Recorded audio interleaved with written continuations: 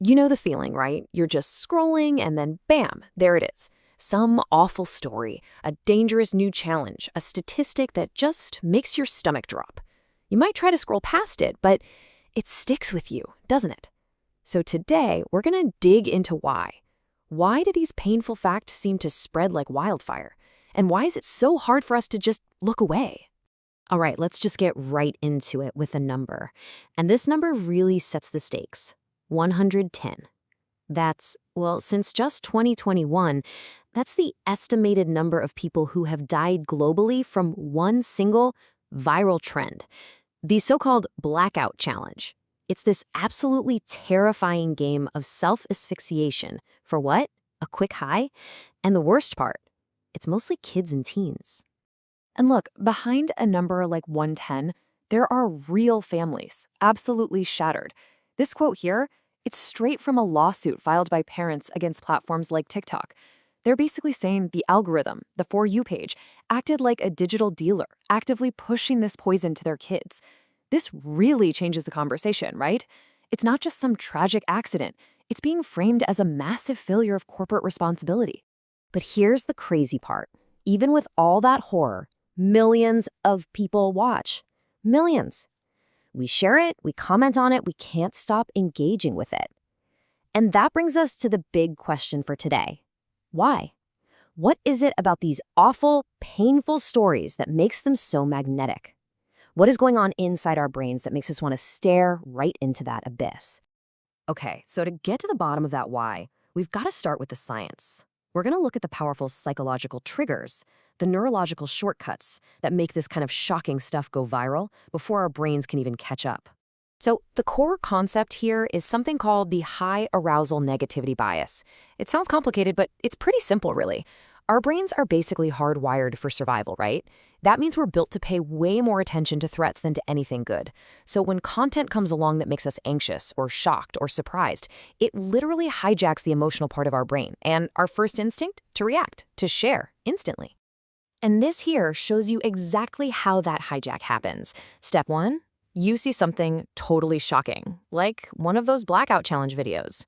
Step 2, before the logical thinking part of your brain can even begin to process it, the part that says, hey, this is dangerous or this is wrong, your amygdala, which is basically your brain's alarm system, just goes off. And that leads to step 3. The immediate primal impulse isn't to think, it's to warn the tribe, it's to share. Now, researcher Jonah Berger breaks this down even more. He's identified 6 key triggers that make things go viral, and you can see them all laid out here. It's never just one thing. It's this potent mix. So you've got high arousal, that's shock and outrage. But you also get social currency from it. Sharing it makes you feel like you're in the know. And then you have this weird one, the paradox of virality. This is when we hate share something. We spread stuff we find totally appalling, which of course just gives it a much bigger audience. You put all these triggers together and, well, you've got a perfect storm for something going massively viral. Okay, so that's the science, that's the how. It explains the mechanics of it all. But to really understand why this stuff hits us so hard, why it resonates so deeply, we have to get into some pretty uncomfortable territory. We have to look at the ideas that bubble up from the ugliest corners of the internet, the comment sections and viral threads that pop up around these stories. And here's the first one, and man, it's a harsh one. The idea of digital Darwin Awards. The argument is basically that, well, people who do these deadly challenges are kind of just selecting themselves out of the gene pool. It's brutal, but a thread on X pushing this exact idea got like 87,000 likes before it got taken down. So even though it's a taboo, repulsive idea to many, it's clearly striking a chord with some people. Here's another uncomfortable truth we have to face. Sometimes when we share these things, it isn't really about helping. It's called performative voyeurism. The idea is that we share these awful stories to get a kind of digital pat on the back. It lets us signal to everyone, hey, look at me, I'm a good, empathetic person. It feels like we're doing something when really all we've done is click a button. And then there are these painful facts that they touch a raw nerve in society. Take this statistic. It went completely viral, paired with this gut-wrenching story about a husband who left his wife after she got a brain tumor. And boom, the internet just explodes. Is this because of toxic societal norms? Or is there some deeper, more uncomfortable evolutionary reason? The story goes viral precisely because of that tension, that argument that never really gets solved. Okay, and this might be the most frightening part of all. the long-term damage. Neuroscientists are getting seriously worried that being flooded with all this digital horror day in and day out is actually rewiring our brains. There are brain imaging studies suggesting that heavy social media users have less activity in the parts of the brain linked to compassion. Just think about that. We are seeing so much pain that we might be literally losing our ability to feel it. So all of this leads to the blame game, right? Who is responsible for all this? And you've really got two big camps. On one side, people say it's a platform failure. The algorithms are designed for profit, even if it means pushing dangerous stuff to kids. But on the other side, you have the argument for parental responsibility. And the data shows a lot of parents, 68% in one poll, admit they aren't really keeping a close eye on what their kids are doing online.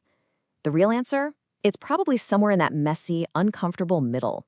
So look, we've got these manipulative algorithms, we've got our own brains working against us, and we've got all these uncomfortable societal truths. It's a lot. It can feel pretty overwhelming.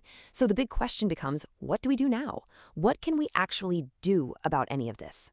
Well, there's what you could call the optimistic path. This is all about practical, policy-driven solutions.